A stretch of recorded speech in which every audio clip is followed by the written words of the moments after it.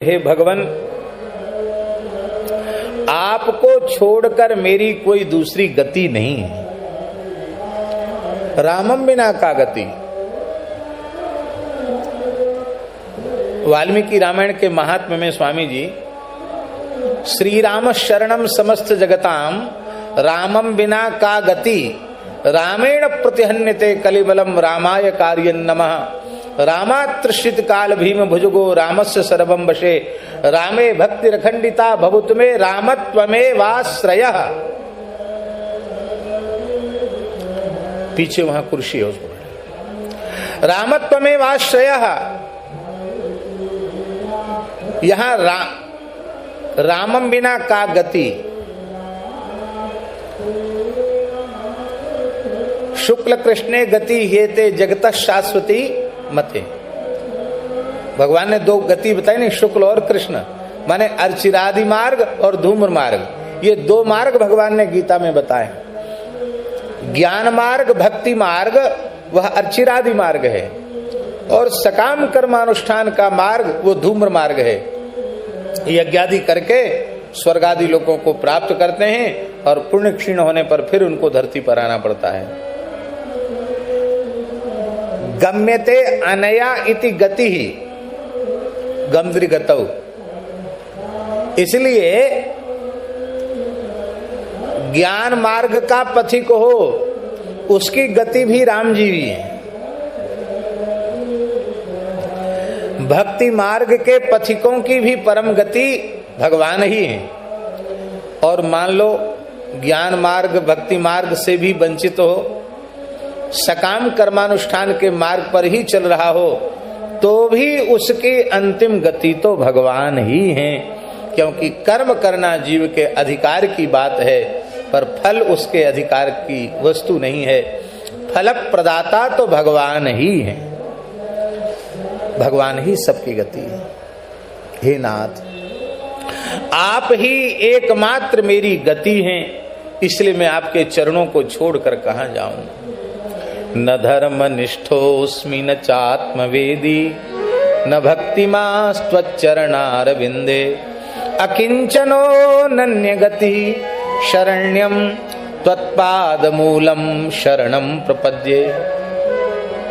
मैं धर्मनिष्ठ नहीं हूं,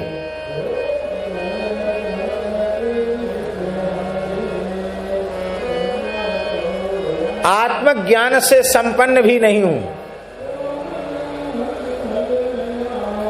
कहां तक कहूं, आपके चरणों में मेरी भक्ति भी नहीं है।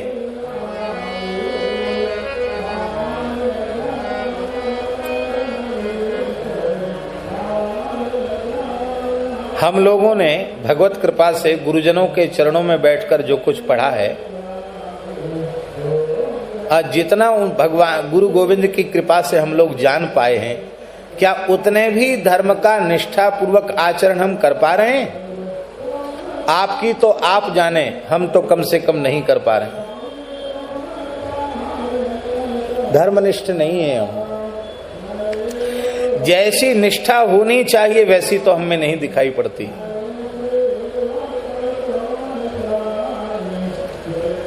आत्मवेदी भी नहीं है, क्योंकि देहाध्यास की निवृत्ति नहीं हुई है। तो हम झूठी घोषणा क्यों करें?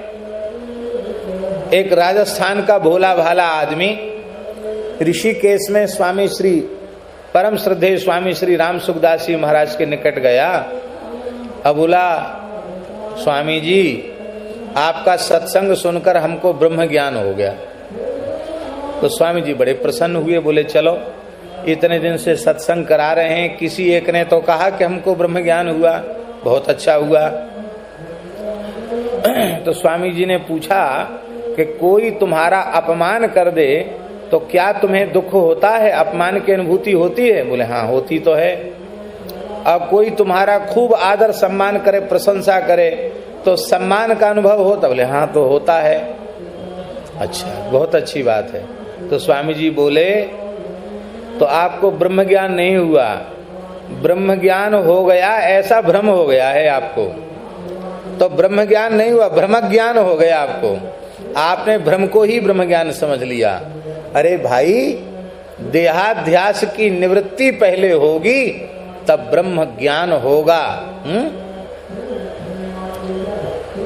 इंद्रियाणि पराण्याहु इंद्रियेभ्यो परम मनः, मनसस्तु परा बुद्धि और यो बुद्धे परतस्तु सह। अष्टधा प्रकृति में क्रमशः प्रकृति सूक्ष्म होती चली गई है। भूमि, रापो, नलो, वायु, खम, अहंकार इतियम में भिन्ना प्रकृतिरष्टधा। अब पृथ्वी जो स्थूल प्रकृति है उसकी अपेक्षा जल प्रकृति सूक्ष्म है, उसकी भी अपेक्षा अग्नि प्रकृति सूक्ष्म है, और उसकी भी अपेक्षा वायु प्रकृति सूक्ष्म है, और उसकी भी अपेक्षा अति सूक्ष्म आकाश प्रकृति है, क्योंकि सबके बाहर भीतर व्याप्त है।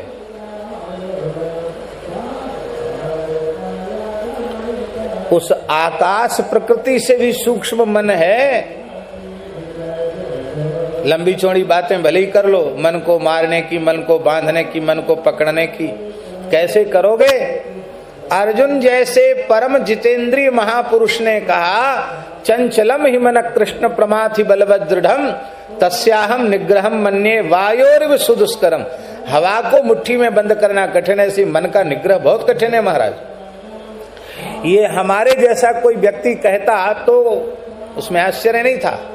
अर्जुन जैसा महापुरुष कह रहा है, जो इंद्र की सभा में त्रिभुवन सुंदरी अप्सरा उर्वशी का नृत्य देख करके भी जिसमें विकार नहीं जगता, एकांत में उर्वशी के द्वारा प्रणय की याचना करने पर भी जो कुरुवंश की जननी कहकर उर्वशी का वंदन करता है, शापित होना स्वीकार कर लेता है, पर मर्यादा का अतिक्रमण नहीं करता, वह अर्जुन परम सुंदरी राजकुमारी उत्तरा को शिक्षा देते हैं, सिखाते हैं ब्रह्मला के रूप में, और जब विवाह का प्रस्ताव आता है तो कान पर हाथ रख लेते हैं, मैंने इसे पढ़ाया है, धर्मतः मैं इसका गुरु हूं, और गुरु पिता तुल्य होता है, और ये धर्मतः मेरी पुत्री है।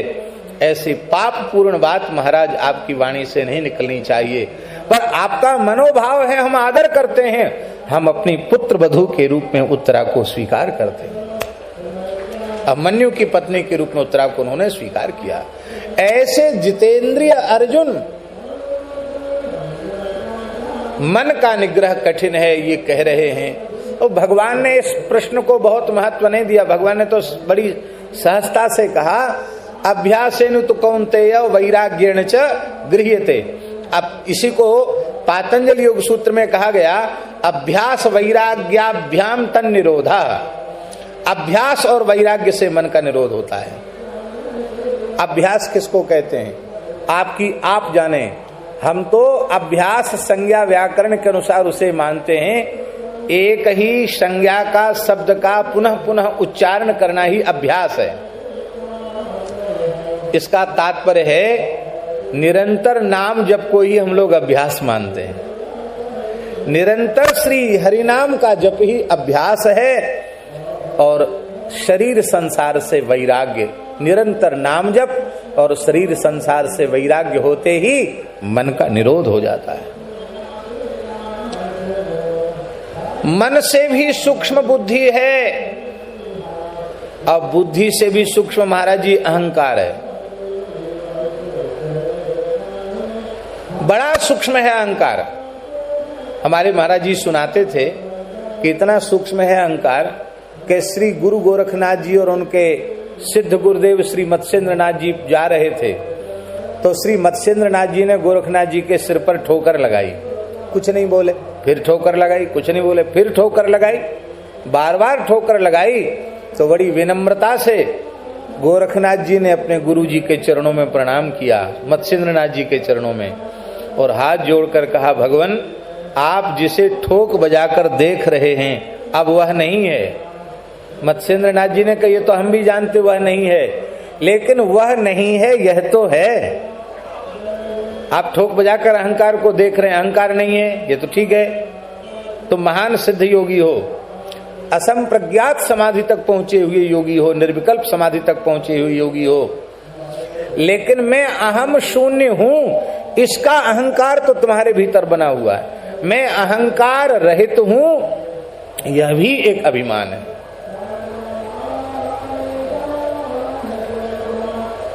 महाराज जी, अहंकार के अधिष्ठात्र देवता कौन है? अहंकार के अधिष्ठात्र देवता भगवान शिव हैं, और उस अहंकार की शक्ति ही प्रकृति है। और ये सारा जगत अहं और प्रकृति के संयोग से उत्पन्न हुआ है। इसलिए महाकवि कालिदास जी ने कहा, वागर्था विव संप्रक्तौ वागर्थ प्रतिपत्तये जगतः पितरौ वंदे पार्वती परमेश्वरौ। जगतः पितरौ,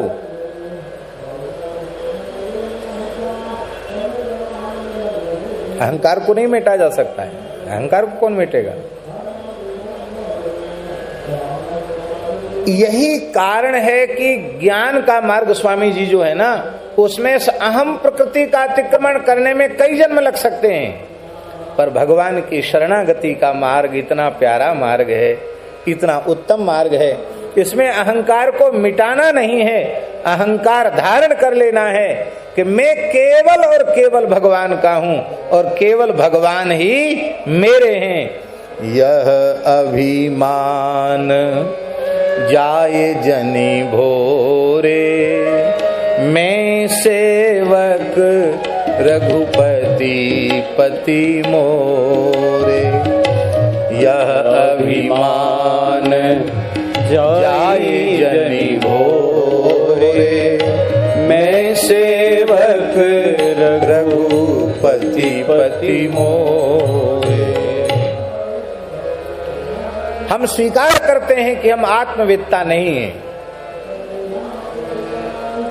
भक्ति तो है, बोले भक्ति भी नहीं है, केवल भक्ति के चिन्ह मात्र हमने धारण कर रखे हैं, भक्ति हमारे हृदय में नहीं है।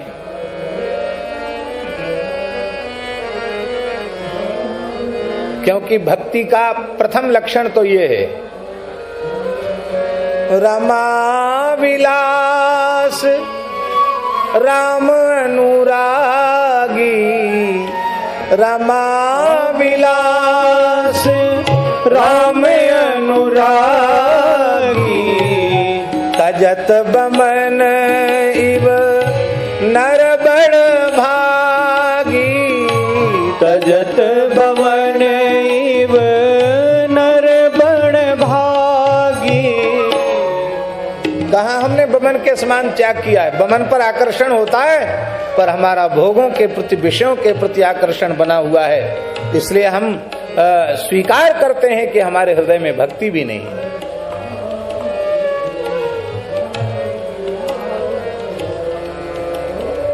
दूसरी बात,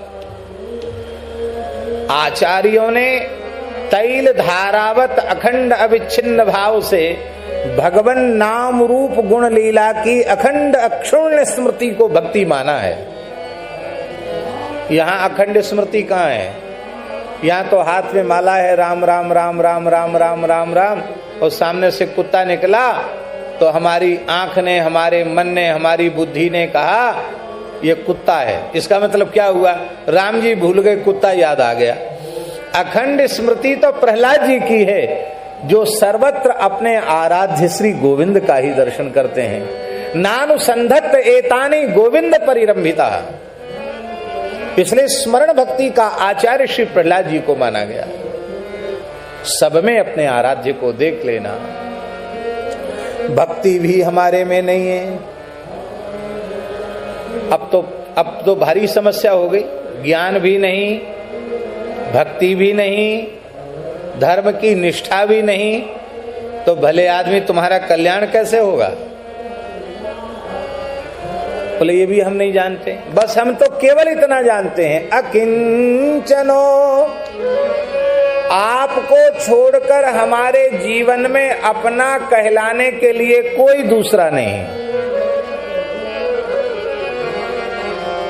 दूसरा अनन्य गति ही, आपको छोड़कर हमारी कोई दूसरी गति नहीं है। तीसरी बात, शरण्यम, शरण्य में शरण में जाने के योग्य आप ही हैं। शरण में जाने के योग्य वही है जो अपने शरणागत को अभय पद दे सके।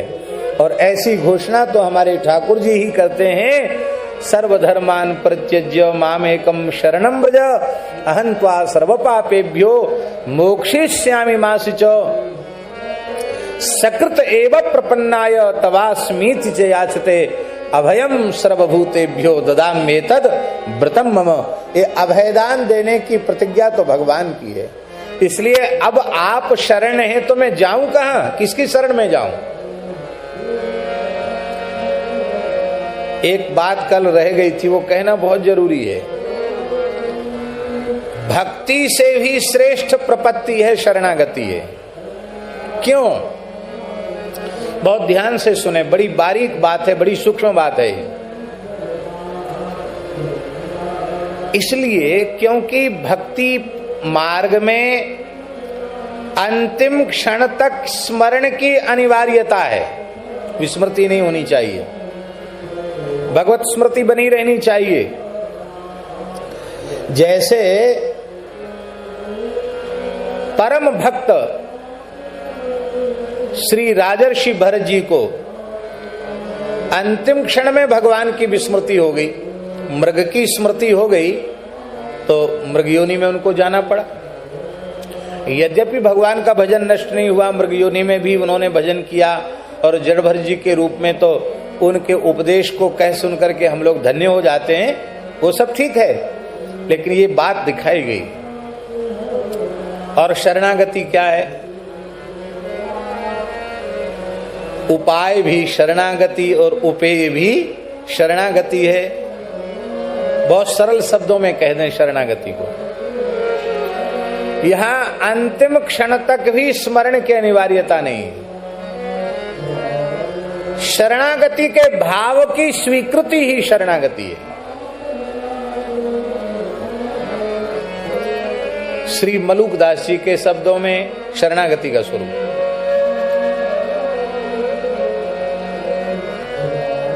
बहुत प्यारी साखी है उनकी, बड़ा सुंदर दोहा है। माला जपो न कर जपो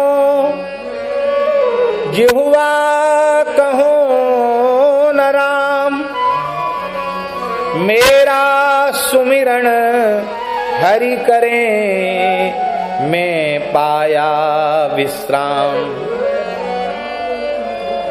प्रार्थना है इस दोहे का, ठीक ठीक अर्थ समझना, अनर्थ मत करना। नहीं तो कहो मलुकदास जी ने तो कह दिया माला जपने की जरूरत ही नहीं, करमाला करने की भी जरूरत नहीं, भगवान की गरज हो तो हमारा भजन कर लें, ऐसा अर्थ मत करना। मलुकदास जी कहते हैं कि मैं माला नहीं जपता, तो करमाला जपते होंगे, उंगली ऊपर गिन लेते होंगे। बोले नहीं, करमाला भी नहीं जपता, तो केवल जिह्वा से राम नाम का उच्चारण करते हैं। बोले जिह्वा कहूं ना राम, जिह्वा से भी राम राम नहीं करता। अरे फिर काय बात के साधु हो तुम, किस बात के साधु हो? बोले ये भी नहीं जानता साधु हूं कि नहीं हूं, राम जी जाने। बस इतना जानता हूं कि मेरा सुमिरन हरि करें मैं पाया विश्राम। अब मेरा सुमिरन ठाकुर जी कर लें क्योंकि मुझे विश्राम मिल गया। इसका आशय क्या है? इसका आशय ये है कि जब तक बालक को माँ की गोद नहीं मिलती है तब तक वह खूब रोता है, माँ माँ माँ कह करके रोता है। मैया मिठाई देती है, फेंक देता है। मैया खिलौने देती है, फेंक देता है, कुछ भी स्वीकार नहीं करता। तब लाख काम छोड़कर मैया उस बालक को गोद में, रोते हुए बालक को गोद में चढ़ा लेती है और अपनी गोद में लेकर अपने पयोधर को उसके मुख में दे देती है, वात्सल्य से उसे तृप्त करती है। अब तक तो बालक का भजन चल रहा था, अम्मा अम्मा अम्मा अम्मा माँ माँ, और अब बालक का भजन बंद हो गया। बालक तो सो गया और मैया अच्छा बेटा, मुन्ना बेटा, राजा बेटा, थपकी लेकर उस बालक का नाम लेकर उसको थपकी देकर सुलाती है।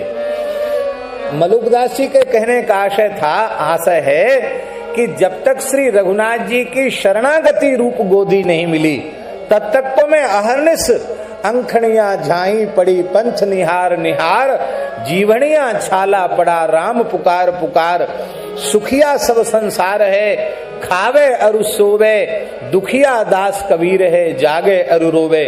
तब तक तो अहरनिश में कर रहा था, लेकिन अब तो भगवान की गोद मिल गई है। अब उनकी गोद पाकर मैं निश्चिंत होकर उनके सहारे हो गया हूं, उनका संपूर्ण आश्रय मैंने ले लिया है। और अब तो ठाकुर जी का भजन शुरू हो गया, मलूक मलूक मलूक मलूक कहकर थपकी दे रहे हैं, मैं पाया विश्राम।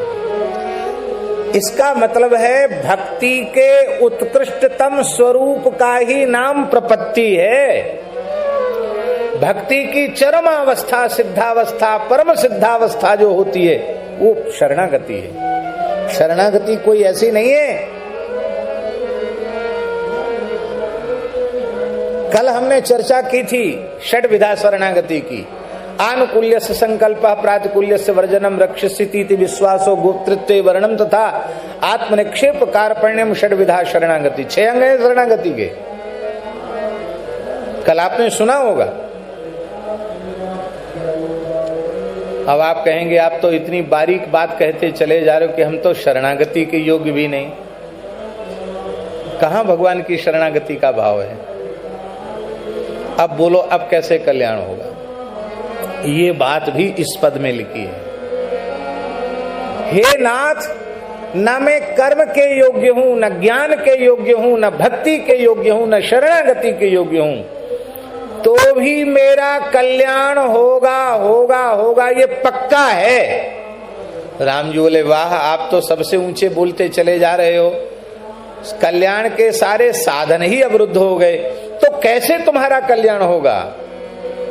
आहा, गोस्वामी जी कहते हैं, क्या कह रहे हैं? बड़ी ओट राम नाम की,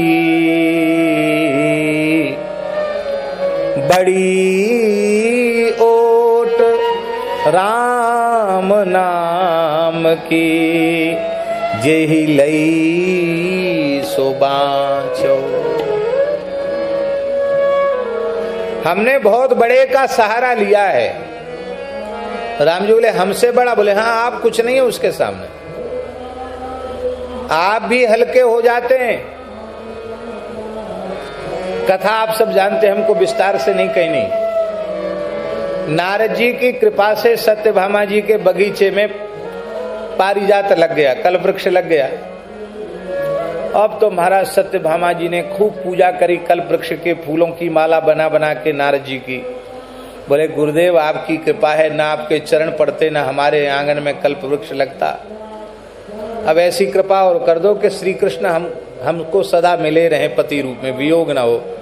नारद जी बोले, हाँ, जो वस्तु दान की जाती है वही मिलती है, आप श्री कृष्ण का दान कर दो।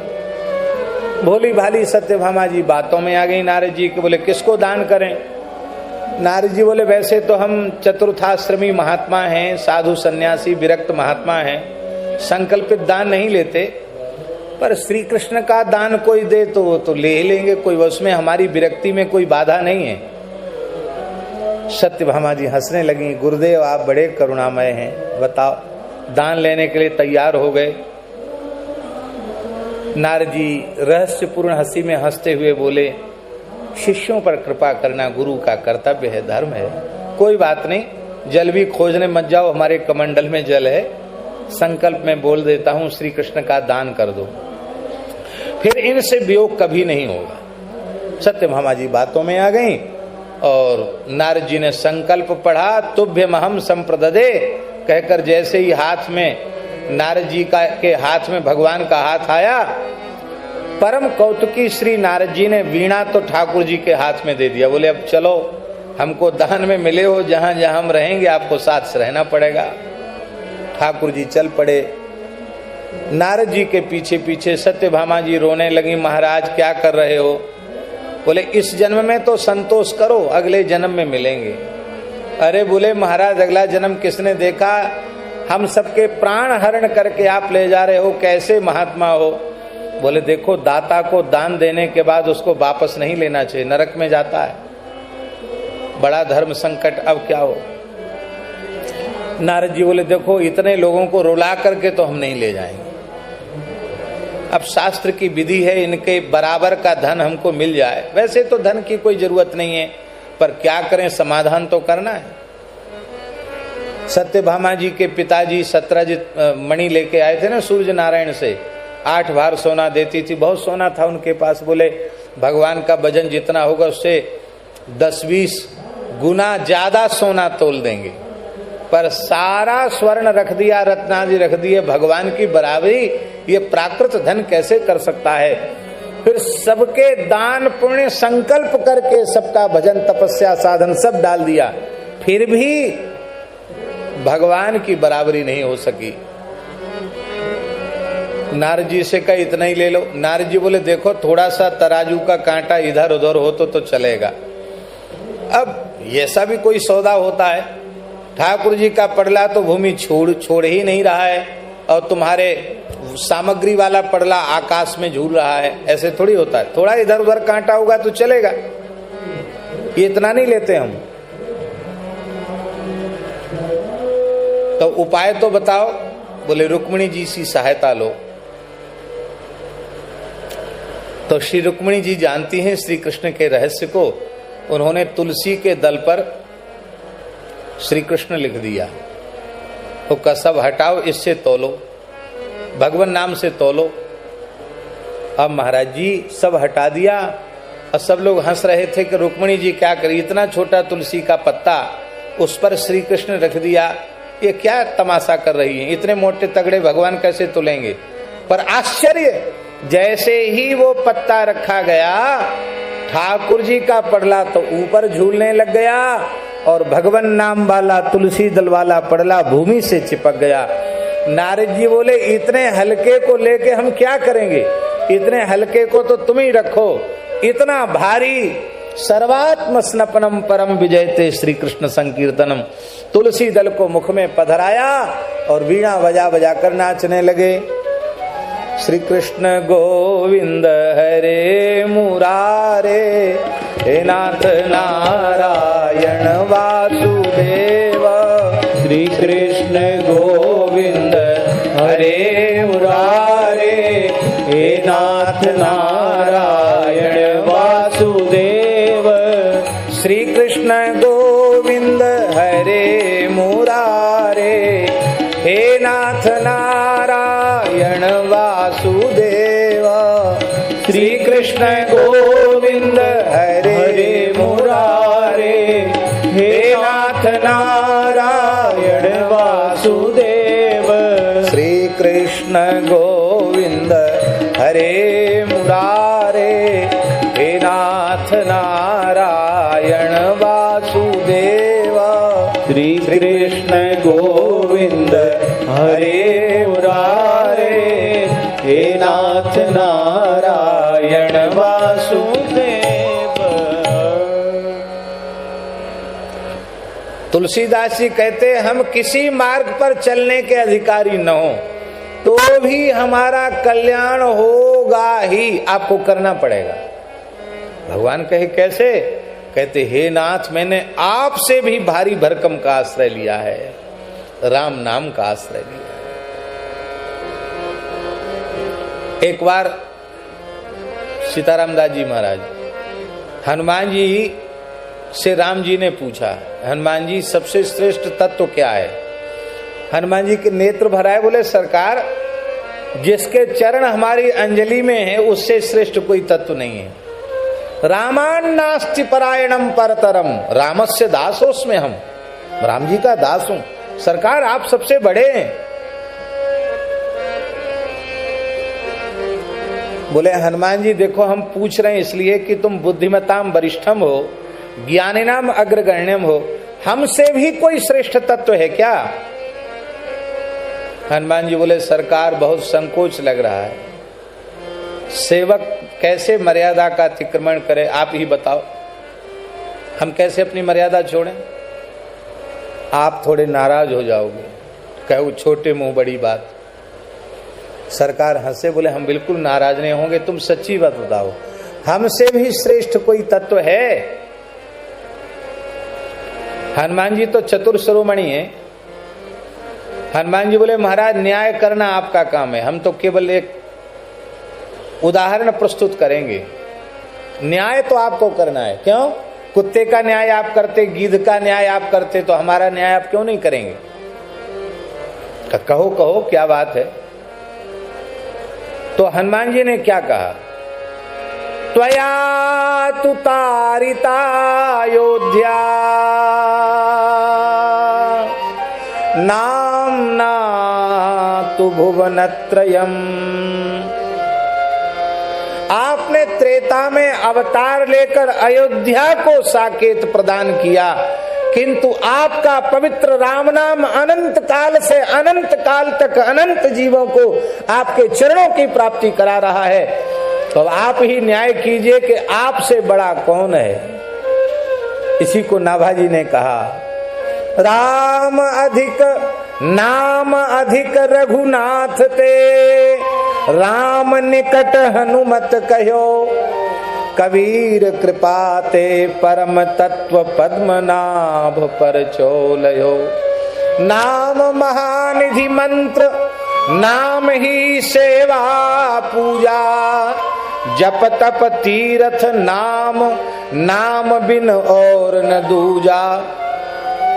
नाम प्रीति नाम वैर, नाम कहे नामी बोले, नाम अजामिल साखी, नाम भव बंधन खोले। नाम अधिक रघुनाथ ते, राम निकट हनुमत कहो, कबीर कृपा ते परम तत्व पद्मनाभ पर चोलयो। नाम सर्वोपरि है। स्वाद आवे या न आवे, मन लगे या न लगे, केवल वैखरी वाणी से जिह्वा से राम नाम लेना आरंभ कर दो। धुन लगा दो राम नाम की, हरि नाम की धुन लगा दो। महाराज जी केवल और केवल वैखरी से जिह्वा से नाम की अखंड स्मृति, जब नाम का स्वाद मिल जाएगा, आहा, तब छूटेगा नहीं नाम। हम लोग कहते अब कैसे नाम में जप में मन लगे, और संत रैदास जी कह रहे हैं अब कैसे छूटे,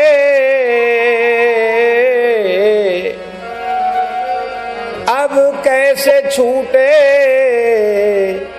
नाम रट लागी। अब कैसे छूटे, नाम रट लागी। अब कैसे छूटे, नाम रट लागी। अब कैसे छूटे, नाम रट लागी। हम कहते अब कैसे लगे, और संत रैदास जी कहते अब कैसे छूटे। श्री नामाचार्य श्री हरिदास ठाकुर वे दुष्ट म्लेच्छ क्या कह रहे थे? यही तो कह रहे थे कि तुम जो बोल रहे हो बोलना बंद कर दो। बक्सर वाले मामा जी ने बड़ा सुंदर भजन लिखा है, मोहि लाखन कोड़े मारो। श्री हरिदास जी कह रहे हैं पर हरि का नाम उचारो, मोहि लाखन कोड़े मारो, पर हरि का नाम उचारो। मोहि लाखों कोड़े मारो, पर हरि का नाम उचारो। आहा, केवल भगवान नाम का उच्चारण करो। प्राण भले ही छूट जाएं पर नाम नहीं छूटता है।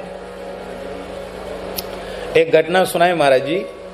चित्रकूट में एक महात्मा भजन करते थे, रामानंदी साधु थे, खूब बढ़िया नाम जप करते थे। पूज्य पुजारी श्री रामचंद्र दास जी महाराज उनके निकट रह करके, और महाराज जी की कथा हुई। ये बात है सन 1986 की, 86 या 87 होगी। हम भी गए थे। तो महाराज जी की भागवत जी की कथा हुई और वो संत रात दिन भर जप करते थे गुफा में।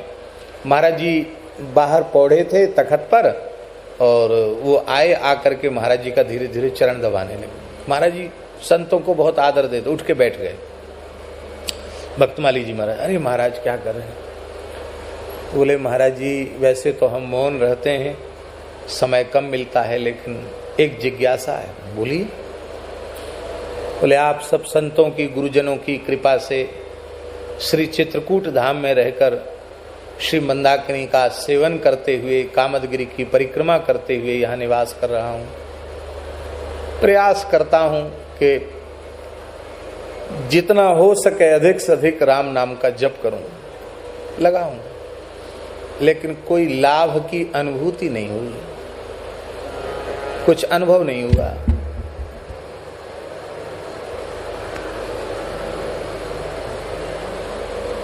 बड़ी पीड़ा होती है। हम बड़े अधम हैं, नामहु पाप न जारो, नाम ने भी हमारे पाप को नहीं जलाया।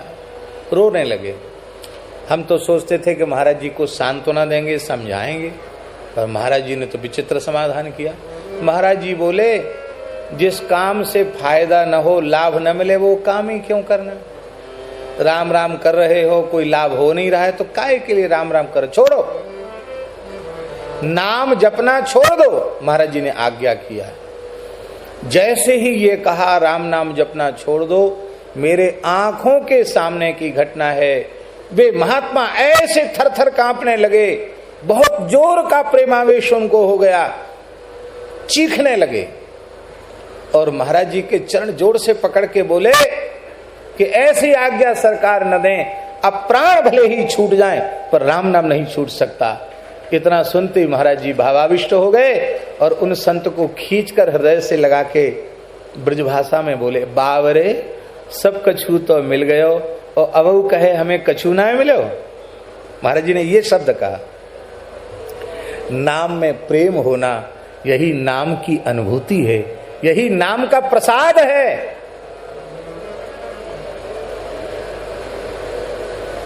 यदि ईमानदारी से आप नियम कर रहे हैं तो आप भोजन पानी छोड़ सकते, पर नियम नहीं छोड़ सकते। आप रह पाओगे बिना भजन के, बिना माला फेरे रह पाओगे? यही है उपलब्धि। बहुत अच्छी बात कि संत ने कही थी, मैं भूल जाता हूं। एक संत ने अभी एक बात कही, वैसे तो इस उम्र में भूलना नहीं चाहिए, लेकिन फिर भी भूल जाता हूं। अभी यहीं किसी संत ने एक बात कही, 4-5 दिन हुए होंगे। उन्होंने ये बात कही कि किसी जिज्ञासु ने पूज्य स्वामी श्री अखंडानंद सरस्वती जी से पूछा, तो महाराज इतने दिनों से माला फेर रहे हैं, भगवान का दर्शन तो नहीं हो रहा है। तो स्वामी जी ने उसको समाधान दिया। क्या समाधान दिया? बोले जो तुम्हारा काम है वो तुम करो और जो ठाकुर जी का काम है वो ठाकुर जी पर छोड़ के रखो। तुम ठाकुर जी पर रौब क्यों जमाना चाहते हो? दर्शन देना न देना उनके अधिकार की चीज है। तुम्हारा अधिकार तो केवल इतना है कि सेवा करो, राम राम करो, ये तुम्हारा अधिकार है। हम अपना अधिकार में रहें। आगे श्री ठाकुर जी की इच्छा, आश्लिष्य वा पादरताम पिनष्टुमाम अदर्शनान मर्महतांग करो तो वा यथा तथा वा विदधातु लंपटो मत प्राण नाथस्तु सएव ना परा। ये भाव, आहा, आप ही मेरे सर्वस्व। आप अपने कर्तव्य को ठाकुर जी पर क्यों थोप रहे हो? दर्शन देना ये आपका अधिकार नहीं कि वे दर्शन दें या न दें, ये तो उनका अधिकार है। आपका अधिकार केवल भजन करना। आप भजन करो। ठाकुर जी की बाधा क्या है ये समझ में नहीं आता। क्या बाधा है ठाकुर जी को दर्शन देने में? यही मंच पे खड़े हो जाएं और कहते लो हमारा दर्शन कर लो, सबका कुंभ में आना सफल हो जाए, सबको वरदान दे दें, जिनको कुछ भी नहीं चाहिए उनको छाती से लगा लें। क्या घाटा? कुछ घट जाएगा इनका? अघासुर, बकासुर, पूतना, कंस इन सबको दर्शन का अधिकारी समझ लिया, कब उससे भी गए बीते हैं हम, क्या क्यों दर्शन नहीं दे रहे हैं? क्या घाटा है इनके दर्शन देने में? हमारे श्री ठाकुर जी चाहते हैं मेरी प्राप्ति का संपूर्ण सुख मेरा भक्त प्राप्त करे, इसलिए वे विरह देकर, व्याकुलता देकर, उसकी पिपाशा को और तीव्र करके उसके प्रेम को परिपक्व करते हैं, और उस परिपक्वता के आने पर उसे भगवत दर्शन का संपूर्ण सुख मिलता है। इसलिए महाराज जी, जिन जिन्होंने नाम का आश्रय लिया और उनको भगवान का दर्शन हुआ, उनको सुख मिला, क्योंकि मम दर्शन कर फल सहज अनूपा, जीव पाव निज सहज स्वरूपा। गोपी कृष्ण कृष्ण रट रही हैं, उनको सब कुछ मिल रहा है। अब पूतना मरे पीछे भली मिल गया, ठाकुर जी की कृपा से। जीते जी तो बेचारी को कुछ नहीं मिला। अरे और तो और, पांडवों को सब कुछ मिल गया, कौरवों को कुछ नहीं मिला। श्री कृष्ण तो सबके सामने जा रहे हैं। अरे और तो और, ठाकुर जी के अवतार काल में भी ऐसे अभागे थे जो कहते थे तुम नकली भगवान हो, असली तो हम हैं। पौंड्रक, ठाकुर जी का दर्शन उसे नहीं हुआ क्या? शूर्पणखा को भी दर्शन हो रहा है राम जी का, और सबरी को भी दर्शन हो रहा है। शूर्पणखा के तो नाक कान कट गए, और सबरी दर्शन करके कृतार्थ हो गई, क्योंकि एक नामाश्रयी है और एक नाम से विमुख है। इसलिए ठाकुर जी भजन का अवसर दे रहे हैं। महाराज जी, हम लोगों को दिखाई नहीं पड़ता, एक एक बार राम नाम का उच्चारण करने पर हमारी जिह्वा कौशल्या अयोध्या बनकर जितनी बार हम राम राम बोलते हैं, उतनी बार धनुर्बाणधारी श्री रघुनाथ जी को प्रकट करती है। हम जितनी बार कृष्ण बोलते हैं, हमारी जिह्वा यशोदा देवकी बनकर श्री कृष्ण को प्रकट करती है। हम देख नहीं पाते, प्रत्येक हरिनाम के उच्चारण के साथ भगवान का प्राकट्य होता है। नाम प्रेमी तो ऐसे होते हैं, ठाकुर जी खड़े हैं और ठाकुर जी कह रहे हैं कि एक तो मैं हूं और एक मेरा नाम है, एक ही रहेगा तुम्हारे पास, दोनों नहीं रहेंगे, चुनाव करो क्या रखोगे अपने पास। तो प्रेमी भक्त यदि चतुर्बुद्धिमान होंगे तो कहेंगे आपकी जहां इच्छा वहां घूमो फिरो, आप अपना नाम हमको प्रदान कर दो। हे नाथ, मैं आपको आधे क्षण के लिए भी भूलूं नहीं, बस। हमारे कुंज बिहारी भैया जी बैठे हैं, रास में ठाकुर जी क्या गाते हैं? कहाँ जाएगी पतंग तेरे हाथ में है डोर, कहाँ जाएगी पतंग तेरे हाथ में है डोर। बन नाचे नटनी को आली, नंद को किशोर, बन नाचे नटनी को आली, नंद को किशोर। कहाँ जाएगी पतंग तेरे हाथ में है डोर। ये पतंग क्या है? ठाकुर जी हैं। और डोर क्या है? हरिनाम। सखियां कहाँ जाएंगे? क्योंकि हे राधा रानी, आपके तो रोम रोम से कृष्ण नाम प्रकट हो रहा है। तो महाराज जी, शरणागति की उस उच्च अवस्था में पहुंचने के बाद रोम रोम से नाम प्रकट होता है, जो मलुकदास जी कह रहे हैं, मेरा सुमिरन हरि करे मैं पाया विश्राम। तो स्वाद आवे या ना आवे, मन लगे या न लगे, केवल केवल बैखरी वाणी से ही हरि नाम का, राम नाम का, कृष्ण नाम का जप आरंभ कर दो। जब करते करते करते करते करते जब स्वाद आने लग जाएगा, तो नाम की अखंड स्मृति केवल वैखरी से नहीं, वो नाम उतरेगा भीतर। तो वैखरी के बाद नाम मध्यमा में प्रवेश करेगा। मध्यमा वाक, जो मध्यमा कंठ कुवरे, मध्यमा में जब नाम प्रवेश कर जाएगा तो निरंतर नाम जप आरंभ हो जाएगा, जिसको अजपा जप कहते हैं, जिसको संत कबीर जी ने, रामानंद स्वामी जी ने कबीर जी को समझाया, अजपा जपे सो जाने भेऊ। वो अजपा जप है। निरंतर नाम जब प्रारंभ हो जाए, रोम रोम से नाम प्रकट होने लग जाएगा। रोम रोम हर ठौर से भाई, ररंकार धुनि होए सदाई। राम सिया सबके पितुमाई, हरदम सन्मुख परे दिखाई।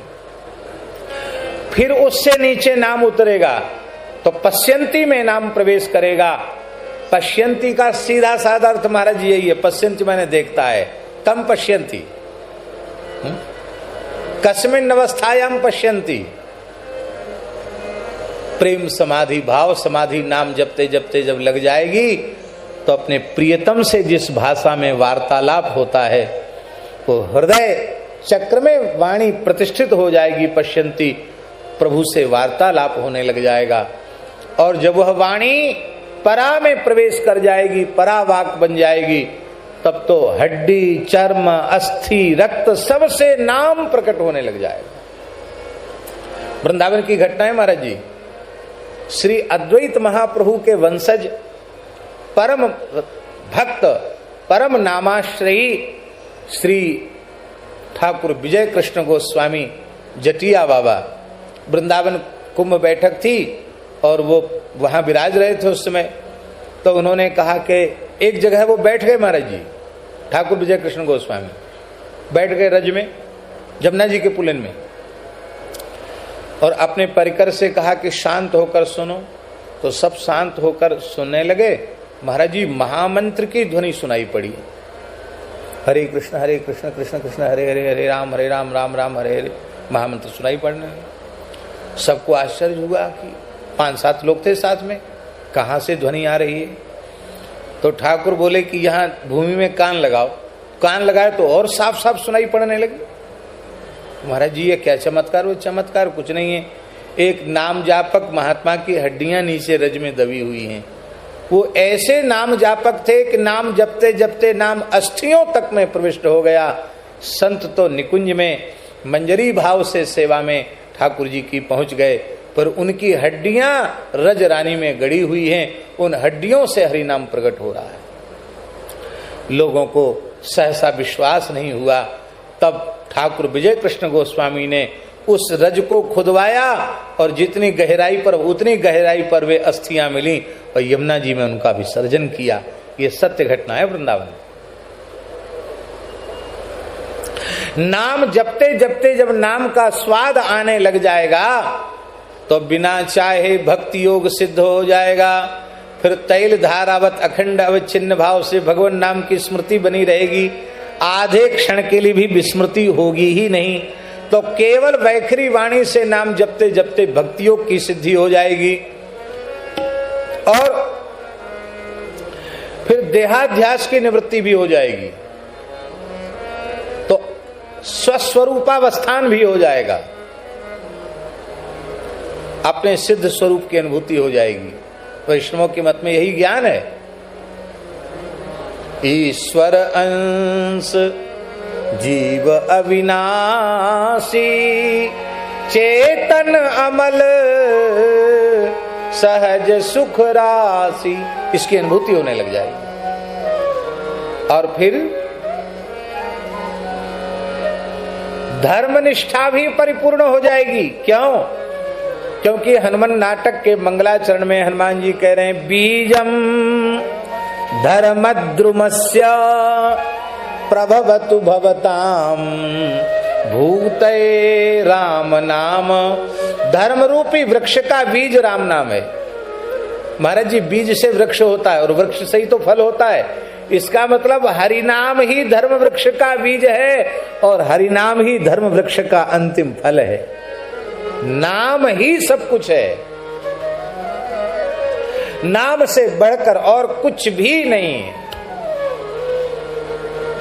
इसलिए गोस्वामी जी ने विनय पत्रिका में तो यहां तक कह दिया, कर्म उपासन ज्ञान वेद मत। कर्म मार्ग, उपासना मार्ग में भक्ति मार्ग, ज्ञान मार्ग। कर्म उपासन ज्ञान वेद मत, ये सब वैदिक सिद्धांत है। सो सब भांति सब प्रकार से श्रेष्ठ है, लेकिन मोही तो सावन के अंधे ज्यों सूझत रंग हरो। भरोसो जाहि दूसरो सो करो, मोको तो राम को नाम काम तरु कलि कल्याण परो। हनुमान जी नाम जप करते हैं, कीर्तन करते हैं, तो महाराज जी कैसे करते हैं?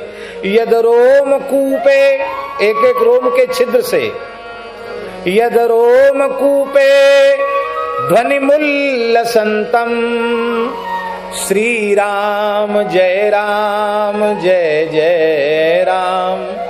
एक एक रोम से श्री राम जय राम प्रकट होता है। बोलो भक्तवत्सल भगवान की जय, श्री राम नाम महाराज की जय।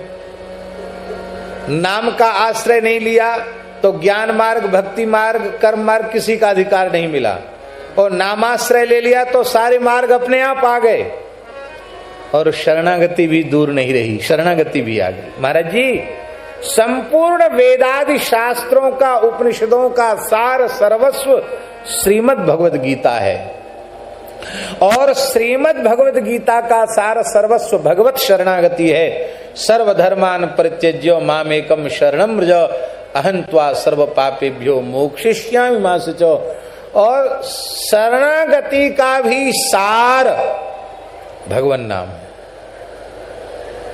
अथवा हम ये कहें शरणागति का भी प्राण हरि नाम है। महाराज जी शरणागति, दीक्षा संस्कार शरणागति है ना, उस शरणागति में क्या सुनाते गुरु महाराज? कान में क्या देते हैं? नाम ही तो देते हैं। राम मंत्र दें, नारायण मंत्र दें, गोपाल मंत्र, नाम ही तो सुनाते ना कान में। और क्या देते हैं कान में? भगवान नाम का ही उपदेश। नाम प्राण है।